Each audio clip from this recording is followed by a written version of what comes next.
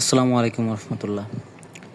আপনাকে আমি দান করতে পারি, আপনাকে আমি সাহায্য করতে পারি, আমি একটা মানুষ হিসাবে আপনার জন্য আমি দোয়া করতে পারি, কিন্তু এই নয় যে আপনাকে আমাকে করতে হবে বা ওই মানুষটাকে আমার সাহায্য করতে হবে, ওই মানুষটার জন্য আমার দোয়া আসতে হবে, আমার ভিতর থেকে বেরোইতে হবে, আল্লাহকে বলতে হবে যে ওই মানুষটাকে তুমি এই করো ওই করো, সুস্থতা দান করো। কেন আমি দোয়া করব? আমার খাস দিল থেকে, সবার থেকে আল্লাহ তাআলা যখন যার কথা কবুল করে।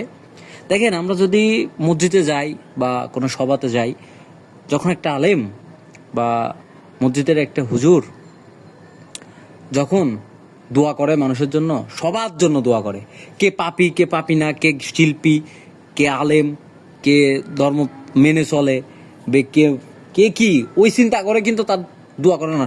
বলে যে এখানকে সকল আমরা যারা আছি তাদেরকে আমাদেরকে আল্লাহ মাফ করো, তাদের দোয়া কবুল করো। কার হাত কবুল করবে মালিক জানি না, এভাবেই কিন্তু দোয়াগুলো করে।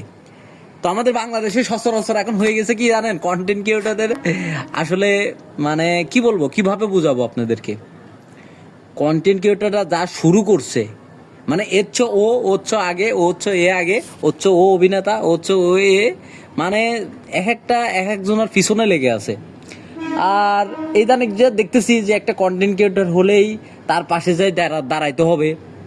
সে একটা শিশু মানুষ বা সে একটা অসুস্থ মানুষ বা তার অর্থনৈতিক দিক থেকে সে অনেক পিছিয়ে আছে, সে ভাইরাল হয়েছে, তার পিছনে যে দাঁড়াইতে হবে, এটা আপনাকে হাদিসও বলে নাই বা জ্ঞানী ব্যক্তিরাও এই কথাগুলো কিন্তু আসলে বলে না। আপনি সকলকে সমানভাবে, আপনার যদি সাধ্য থাকে, সামর্থ্য থাকে, আপনি তাদেরকে হেল্প করতে পারেন বা হেল্প করবেন, কিন্তু আপনি বেছে বেছে করবেন এরকম তো না। বা সবাই আপনাকে চিনে তাকেই করতে হবে, সোশ্যাল মিডিয়ায় ভাইরাল হয়েছে তাকেই যে দান করতে হবে, এমনটা বিষয়টা না। এখন আমাদেরকে আমি শর্টকাটে বলতে চাচ্ছি যে কথাগুলো, সে কথাটা হচ্ছে, এখন যে ভাইরাল হয় তার পাশে যে দাঁড়ানোর জন্য, বাড়ি করে দেওয়ার জন্য, গাড়ি করে দেওয়ার জন্য, নারী এনে দেওয়ার জন্য এখন মানে লোকজন উড়ে পড়ে লাগে। তো এগুলো কেন ভাই? আমরা সবার জন্য চিন্তা করি। আমাদের এই বাংলাদেশে 18 কোটি 20 কোটি মানুষের মধ্যে অনেকে অসুস্থ থাকে। আল্লাহ তাআলা অনেককে বড় বড় রোগ দিছে, অনেককে সামর্থ্য দেয় নাই, অনেককে কোটি লাখ টাকা দেয় নাই।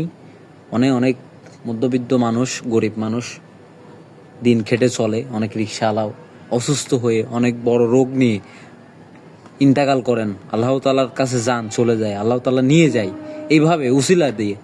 কিন্তু আপনি একটা কন্টেন্ট ক্রিয়েটর, আপনি একটা শিল্পী, আপনি গান বলেন, আপনি ধর্মের বাইরে আছেন, আপনাকে আমার সাহায্য করতে হবে, আপনার জন্য আমার দোয়া করতে হবে।